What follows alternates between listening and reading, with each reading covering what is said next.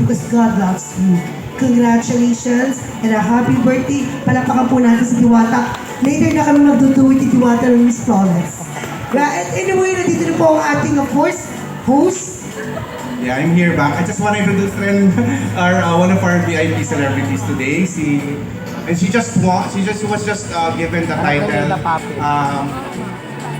Queen Ambassadress of Mrs. Universe. Yeah. So here is Miss Mafi Pap. Hello po, magandang hapon po sa inyong lahat. Actually representing the Poppin family kasi alam ko paboritong ni Diwata ang aking mommy. Kaya mamaya magduduet tayo. Pakantayin natin si Diwata, di ba? So, pili ka na lang kung aling kanta yung gusto mo. Pero, all I can say is, I'm so grateful na nakilala ko si Diwata kasi nakikita ko yung pag-angat niya sa online and sabi ko, sino ba itong taong to? Sabi ko, ang daming issue and everything. Pero nung nakilala ko siya, sabi ko, napakabait naman itong taong to. Kaya yun naman ang mapapanghawakan niyo pag naging kaibigan niya sa Diwata, talagang mabait po siya at very down to earth. Yes. Kaya I'm very thankful to God na nagkakilala tayo at nagkakilala yung family natin.